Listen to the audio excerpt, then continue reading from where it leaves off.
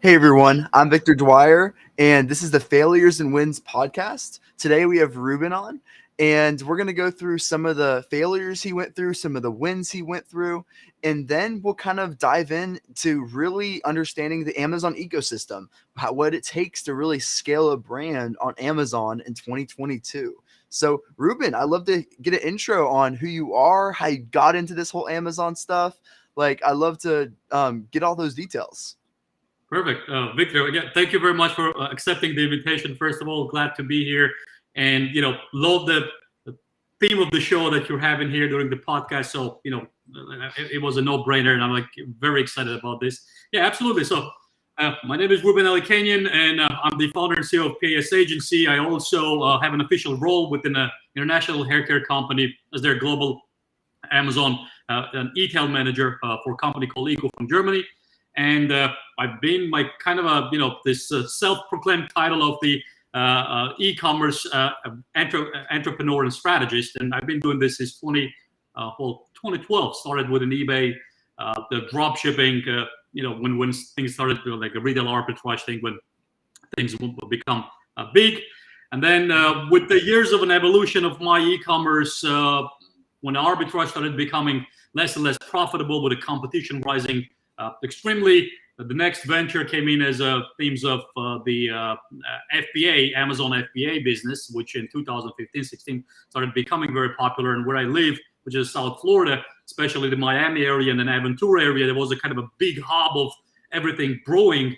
And I was like, I need to get into something else. And my friend was already into it, so he introduced me to Amazon. But it's fair to say that I actually opened my first Amazon Seller Central account 2013. But wow. Back then, eBay was so much easier to interface, at least to put a listing and start a dropship business, that when I look at Amazon, I'm like, you know what? I'm already doing good in here. And by doing good, it blew my mind when I did six-figure sales on dropship business back in the days, like a side hustle, because I had a full-time job. And so I did not get back to Amazon and learning Amazon until the 2015 and 16.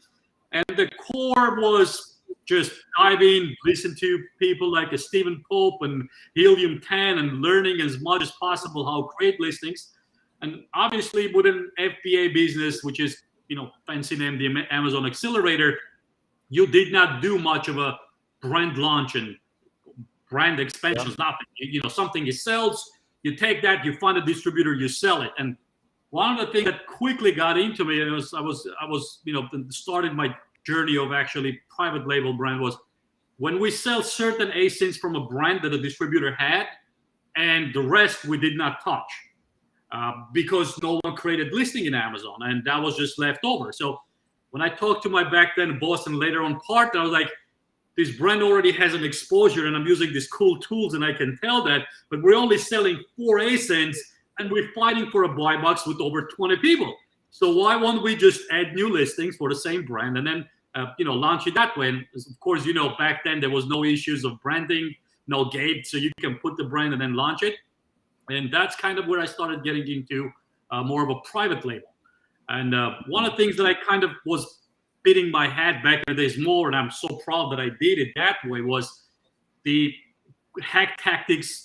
I'm sure again, 2000 was big, review generation. And I was seeing that, but I was so against it. Although I know so many sellers were so successful doing, I was breaking the code of how I'm going to grow the brand organically, and I was struggling.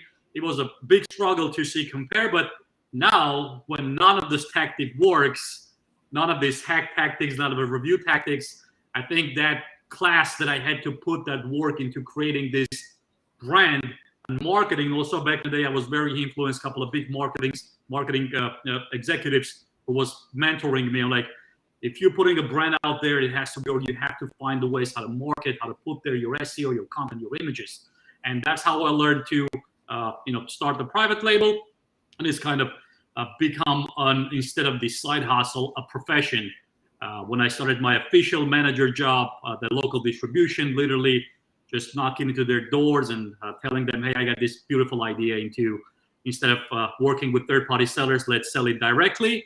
And after that, become a director for e-marketplaces, had a career in a startup that got acquired eventually by a Thrasio. And fast forward to 2021, I decided, hey, let's use this knowledge to support some of the brands that I've been working in the past, with their Amazon, and it turned out to be a business model almost 8 months later with the PAS, Professional Amazon Services. That's awesome. That's amazing. Yeah. That's a lot of like bouncing around. That's awesome. You sold in 2013, or at least opened up your account. That would have been like a very good golden era of Amazon, but also like with all the glitches, it's like a combination of, you get a million glitches, but you also get amazing sales when it comes to like no competition at the time. So I 100% agree with all of that. Absolutely. Yeah. And like the funny thing is, I don't know what was it, because I did have, and I remember like today, I did have one sale on Amazon or the same product that I was selling on eBay. Like I posted, and by the time I clicked save, that thing was sold. But it still did not generate, that interest to go back, because of like, I was creating listing and my hands were shaking because I don't know what I'm doing. There was like so many tabs instead of like an eBay when it's a one pager. Yeah. So I guess that would kind of, push me back. But I should have done it, early, and definitely the glitches and then all the opportunities was much bigger back then. So going into a little bit about, when you go through the entrepreneurial journey, you eventually have to figure out what your weaknesses are and what your strengths are, because as an entrepreneur, you have to figure out those things, or you start sinking in the water. If you try to like be a perfectionist or whatever it may be, like you already know this, but like I suck at like copywriting, anything related to graphic design, any of those things. Or when it comes to typing, like communicating through like words, like typing, I am a very bad communicator that way. But when it comes to video and talking, that's the way I communicate. That's the things I had to learn through my journey. What are some weaknesses that you kind of went through, like when you realized through this journey, and how did you kind of navigate those? How did you kind of understand that? Yeah, so I'll fast forward, when the agency was forming, when I was trying to do everything by myself. And again, because background of me, try to learn, like you said, everything, and then just being this solo man, like you try to do the graphic, and then you create a storefront, you do the PPC. I think one of the biggest realization I had with the time when I was actually forming the agency, and even before with a startup, when I was forming my group, was, what? I think there are so many better players who do the PPC that I need to bring and then trust them entirely. I can help them with strategically with some, because again, the difficulty is you can find someone who knows great PPC, but they will come in. It takes time for them to know the product, and there's certain nuances that you may know better than the others. So I started helping them strategically what the brand and the product is, but then when it came to details and create the campaigns and the things is so evolving, and then I got so much into the business side of it that the PPC, I have to let it go, and then the design aspect, I have to let it go. So the process was that just admitting to yourself that, hey, there are so many better people out there that can do this more technically. They're technically advanced. They know more than you do. Because there comes to a certain point that you lose the grasp of the knowledge that, when you had more time, you look at the Helium 10 videos, things like all of those, and then you learn, and then like you get busy with something else, you get behind. So that was one of the biggest things when I, when forming the agency, I realized, hey, I definitely need help, and I need to find the guys that I can fully trust. If they will need help, I'll be here to support them with any way that I can, but that's not what I want to do anymore, and I want to give them, because they're much better than I am. Yeah, 100% with that. So that's like the power of delegation. And yes, like there's always going to be people that you specialize in that certain category, whether if it is specializing in graphic design, specializing in, there's going to be people that like do love what they do in that particular area. It's important to push that stuff to them, because at the end of the day, they're going to do probably a better job than you, because especially as an entrepreneur, you're wearing a million different hats. You're never going to be able to go in one area and really kick butt there because you're so strapped on time, because you're the CFO, you're the CEO, you're the CTO, like all these things that you're wearing all these hats that you really can't like invest all your time in certain categories. So I 100% agree with that. Yeah, and that's uh, such a true sentiment. Like there's many hats. It's not coming out of nowhere. It's something that you have to realize and you move on. Like don't get me wrong, I love brands. I love working with brands. I love understanding the brands. And one of my passions, like what I do this is I get very heavily invested with the brands. I'm the marketing side of it. So uh, even though I push myself off, like I said, from a PPC, I still strategically maybe probably more than I get involved with the brand and understanding what they're this niche, what they're this best one of the greatest things that we need to create the everything around PPC and the campaign, and then I delegate the work, and then I kind of look what the greater people in that segment do, and I'm like, yeah, this is exactly what we want.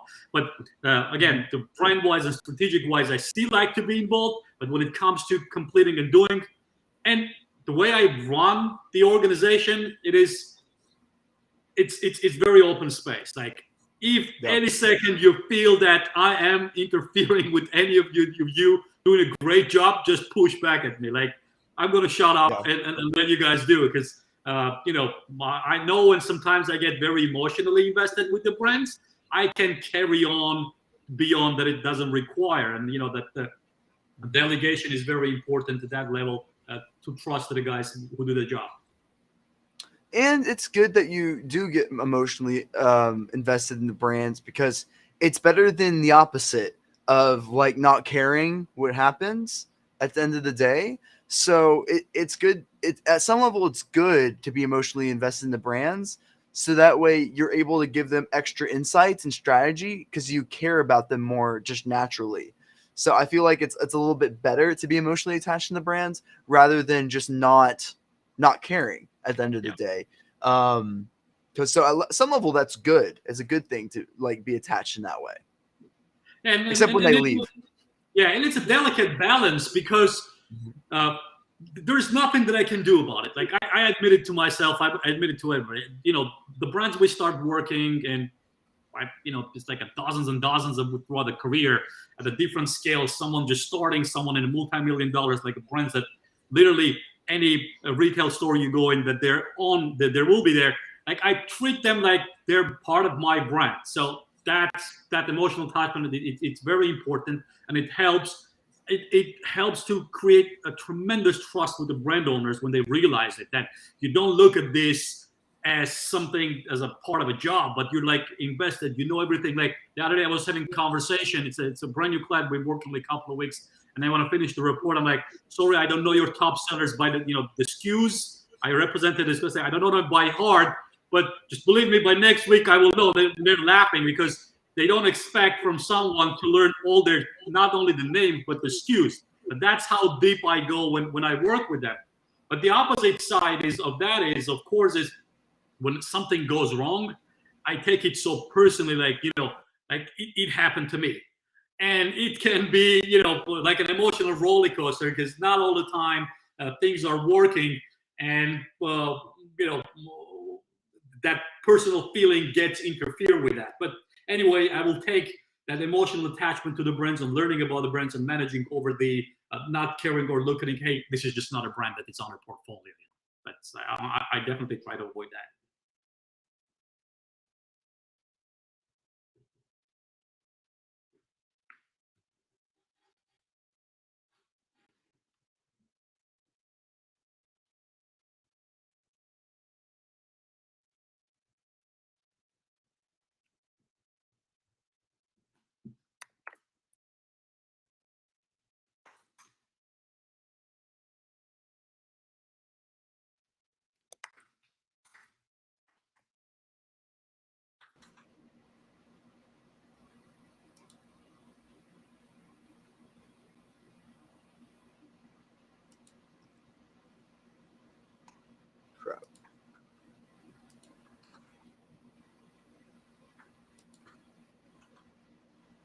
Don't you love it? Don't you love it when your internet crashes mid mid podcast. I love it when that happens.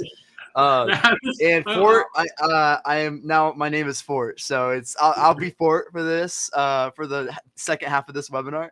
So sorry about that. No worries. And that was my scare when I was God, I hope nothing like that happens to my internet. That was my, I gotta say, this is the first time I've had it where it got so hot in my room where my camera crashed, and I had to do the second half of the webinar like with a black screen, like as a black camera. But that's about it. So internet randomly crashed. So we're all good though. It happens. It actually reminds me of something, for the solidarity, because I work with a lot of Pakistani friends. My big team is in Pakistan. And whatever happens there with the flooding and all, I hope anybody who has friends, co-workers, employees, I hope all of them all right, because I've just been looking at the news. It's devastating. And when we have a meeting, we get these crashes, and that's kind of reminded me. So I hope, if anybody's listening from there or will listen, I hope you guys are all right. Yeah, 100%. So going into Amazon a bit, like when it comes to launching and scaling a brand, so if a brand comes up to you, wants to launch and scale, they have products already, the products have been market tested, and they're ready to they're basically ready to start on Amazon. They have them it's set up and everything. What is your plan to kind of grow and scale those products? Yeah. So the things will, start with the market research in Amazon. One of the biggest thing is some of the sellers don't even know that their products are already selling in Amazon. There are dozens of examples like that. And all you need to present them and start with is, hey, we're going to take over this listing. This is the thing that third-party sellers, either we're going to remove them or work with them. We usually break down by the phases. Depending if the client has an Amazon account or doesn't, it usually goes this way. The phase one, it's establishment of the account, right? We help them to set up the account. We have tutorials to do that. Phase two is a brand registry. If anybody tells me that they don't have a trademark registered, there's nothing we can even continue, because I certainly cannot guarantee anything. So the second thing, it comes to the creating the accounts and everything and get the full authorization. If the products sell already in Amazon, we obviously add that, and then we start with a full copyright and SEO update. It goes from top to bottom, and that also includes the whole creatives. And yesterday you had the Daniela. I had the pleasure to work with her, only once in the past. I hope that continues in the future. But we go from top to bottom. We create that, and depending what kind of a catalog the client has. Usually, again, let's say if the client's products, some of them are selling, some of them not. So we make sure that everything that the client has, it's been listed, it's fully optimized. One of the biggest things that we focus on usually is the content unification. If the listing existed, usually you're going to see these random images, color patterns different, message different across. And that was one of the biggest enemies for the brand if you're planning to launch and scale. So if that existed, we work into creating unified content across the board. So when the customer changes from the product to product, they don't lose the feel of what the brand is, what the message is. That's very important. The color patterns, fonts, and everything. In case the listing does not exist, procedure is pretty much the same. But we do the full evaluation, understanding what the value is, manage client expectation, because happens a lot. Client comes in, we do this millions in somewhere, and then expect that's going to come back in Amazon right off, and it's not the usually case. It's your presence outside of the Amazon is going to be crucial, and it's going to be very, very helpful. But it's not like within 3 months, just because of you do this outside of the Amazon, you're going to crush it in Amazon, because it's a time you have to build, you have to learn, you have to index, you have to rank, and all of that good stuff. And competition is fierce. We know that. And you are one of the guys who talk about that very much, against Amazon. So, that's the usual process. And once things established, obviously we kick in with the Amazon PPC. We grow, rank organic, rank PPC, rank organic, and one of the things that we take to the notch further is obviously marketplace expansions. We started doing that. We have successful multiple expansions to Europe and UK, and now in Australia, and looking into Singapore and Japan. That's our new kind of areas, especially for the beauty brands and kitchen accessory brands. So very high level procedure goes that way. And obviously there's like a countless details that goes within. Cool. Yeah, that's amazing. And when it comes to a product launch strategy, what is your kind of basis or requirement of a client wants to get started, and what would you say is a good product launch strategy going into 2022 and like getting into Q4? What would be a good product launch strategy? I right now my bets are all on external traffic. Honestly, we see that more and more of being valuable. Depending on the categories, of course, some of them may not require. If your niche is so perfected that you'll be good within the PPC, within the Amazon paid advertisement, we will be able to, get the ball rolling. And recently we had some of, successfuls like that with the clothing category, but that does not happen usually. So when you go and launch a brand in Amazon, first of all, the mindset, everything has to be there from A to Z. You have to know what your advantages, disadvantages, and the processes and timelines, and then have the resistance to be able to withstand, any challenges that you will see. Let's say all of that is clear. One of the main aspects of you have to do like a blitzkrieg, and this is a war reference approach, which is you start with a review generation, which goes with the line. As immediately you move in with the paid advertisement, and while that's cooking, you look for your channels to bring the external traffic. You talked about that multiple times. Google and TikTok and Instagram. We almost moved away from Facebook. Frankly speaking, we don't see that channel as something that helps the brands, at least at these stages. But we had a recently herbal launch that we used that blitzkrieg strategy, and it made a tremendous help with the Google ads.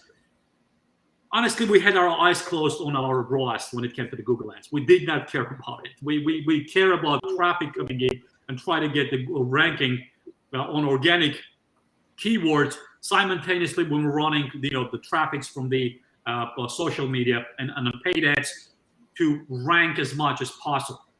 We work on a social proof. It's very important. If the brand has the social proof outside of the Amazon, let's think of an example as the Instagram or any social media.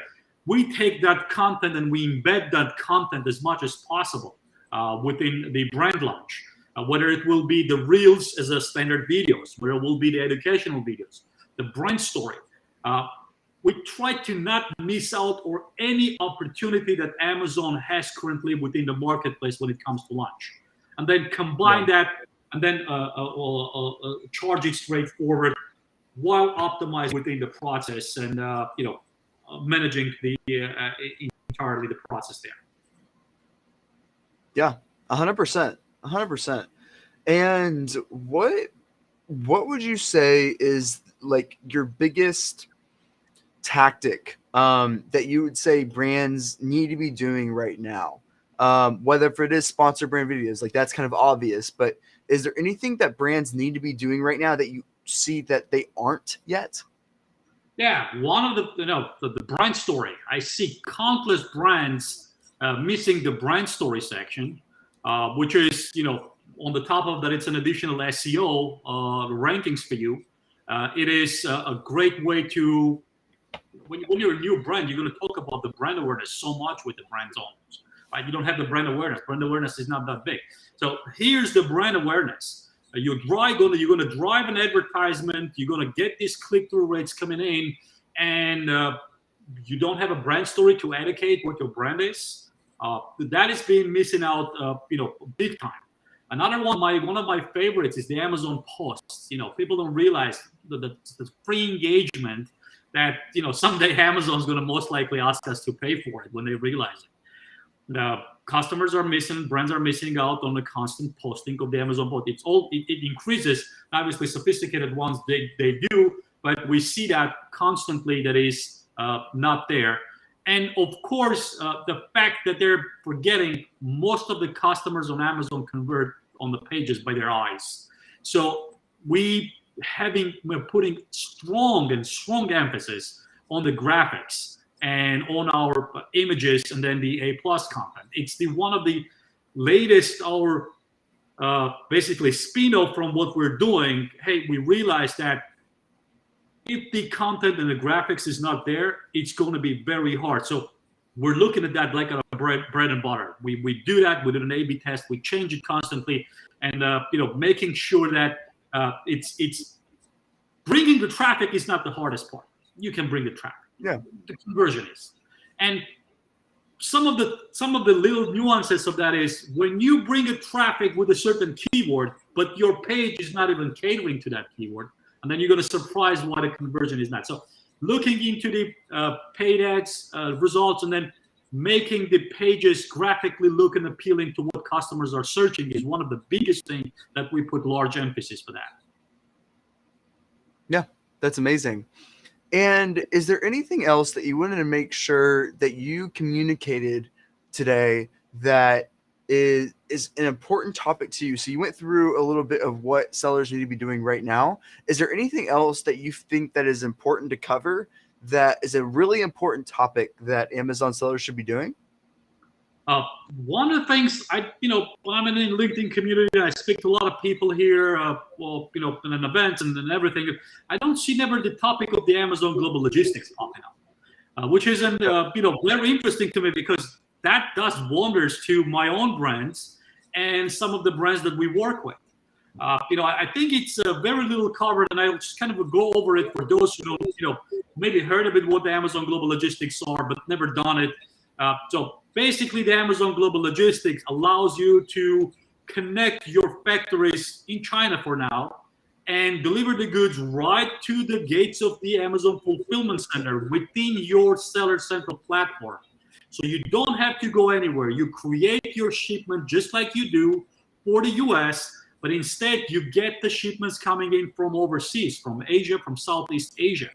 And the rates you get, similarly as your Amazon partner carrier with the UPS, the rates are much more favorable versus to some of the third-party logistics that I've worked with. And, not going to discredit some of the companies out there. They do provide great services and then great rates as well, but you have to definitely check it out. It takes maybe 10 minutes to set it up. And I'm going to do a video for that specifically on YouTube.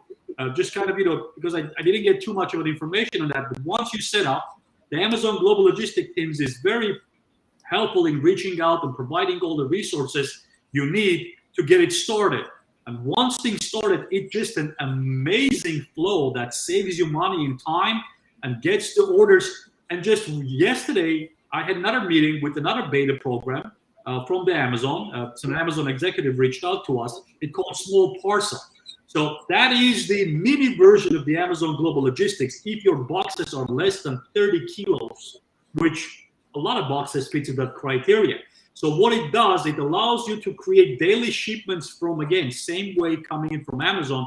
But the difference is if, let's say, you are, you're in an emergency situation where your warehouse doesn't have anything, and then Amazon Global Logistics is going to take a little bit longer, this will allow you to send a box or two or three with very reasonable rates. And yesterday was about $8 a kilo, if I'm not giving you the inner details, to get the boxes within the 7 days from China to the Amazon facility, which can be, supplemental ways to get your goods into Amazon when, you're short and, a thousand things can happen within logistics, especially today.